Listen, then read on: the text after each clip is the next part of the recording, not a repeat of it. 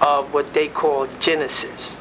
So we wanted to continue our lesson because it's always good to hear. It's always good to hear what our God is telling us, because these are times in the earth to understand what should we be about. And I'd like for us to start, and I will read where we had gone last month, or last lesson. And I'm starting at the Apocrypha, Ezra 2, chapter 9. And it says here, "And therefore be not thou curious how the ungodly shall be punished, and when, but inquire how the righteous shall be saved, whose the world is, and for whom the world is created." So we should make our attention on how the righteous shall be saved. What is the salvation that is given to the righteous? And so that he might be about the work, because Yahweh said, don't worry about how the wicked man is going to perish. That is a waste of your time. We have to realize, as is written in Psalm 3, it tells us very clearly that where our salvation comes from. Psalm 3 verse 8 tells us clearly, and it says, "Salvation belongeth unto Yahweh." That's where I'm in the Bible. I'm in the Tanakh. Salvation belongs unto Yahweh. In other words, thy blessing is upon thy people. So the blessing of the salvation is on the people of Yahweh, those whom Yahweh have called. See, there's nothing more important than today. There's nothing more important than today than the salvation of Yahweh God. The things of the world will pass away, and they're passing fast. The world, as it was stated in the Apocrypha, when he said here, he says here in 2nd Ezra chapter 9, "Therefore when there shall be seen earthquakes and uproar of the people in the world, then shalt thou well understand that the Most High spake of these things from the day that were before thee, even from the beginning. For like," and it says here, "then shalt thou understand that it is the very same time wherein the Most High will begin to visit the world which he made. Therefore, when there shall be seen earthquakes, more than one simultaneously, and the uproar of the people in the world." And see, the people are starting to uproar in the world. See, and the thing about it is that you should want to know, what is your salvation? What is going to save you? It said, man, don't worry about the wicked, because the thing about it, how the wicked shall be punished. It said, but worry how the righteous shall be saved. So we know that salvation only belongs to Yahweh. Let's go to Psalm 37 of Psalm, and it tells you 37 verse 29. See, we want to know how we're going to be saved, because we can tell the people, but we know the people ain't gonna listen. The people, but we should tell them. Go ahead. What is that? Psalm 37 verse 39. Yes. "But the salvation of the righteous is of Yahweh. He is their strength in the time of trouble." Yeah, see, we have to know that Yahweh God is our salvation. You know, we can't depend upon nobody else. We have to know this for sure, that Yahweh God is our salvation. He's our strength. You know, we don't want to put this and exert our energy.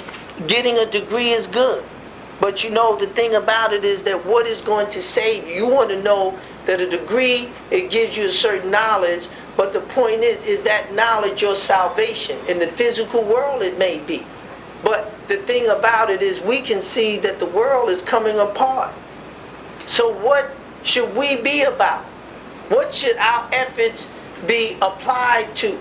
In life, you have to be multitasking. You not only have to do one thing, you can't just prepare to live, you got to prepare to die too. Death is as important as life.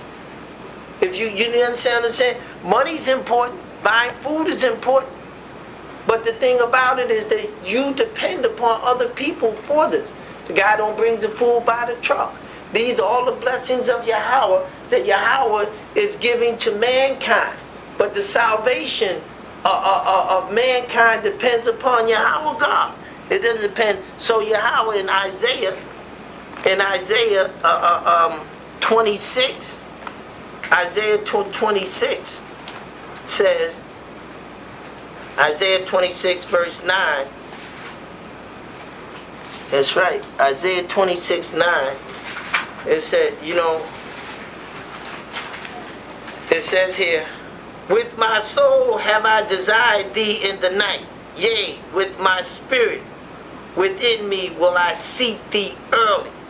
For when thy judgments are in the earth, the inhabitants of the world shall learn righteousness. See, Yahweh's judgment that he will bring upon this world will teach righteousness. These people don't know nothing about no righteousness. Yahweh have to bring the judgment upon them. You understand what I'm saying? And then he will excite that desire, because these people running rampant. Exactly. They're running rampant. They don't care nothing about the salvation of nothing but their own wicked understanding. And they don't realize they never made the sun. They don't make the rain. The farmer sows the seed, but who gives the farmer the seed? Who gives the farmer the rain, the sun, to grow the food? It ain't no government. No. The thing is that think of there's that's right. No. They don't want to think that there's a God in all control. That's right. Because Yahweh God is in control, not man.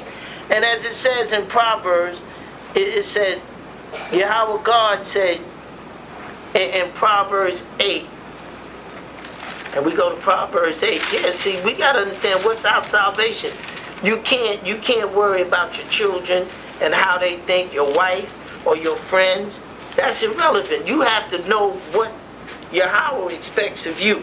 Proverbs chapter 8 verse 17. I love them that love me, and those that seek me early, what? Shall find me. See, you have to seek Yahweh early. And how do we seek him? Let's go to Isaiah 34 verse 16. Isaiah 34, 16. How are we going to seek Yahweh? That's right. 34, 16. 34, 16. That's how we're going to seek Yahweh. So you can't seek him nowhere else. Okay, where is it? 34, 16 says what?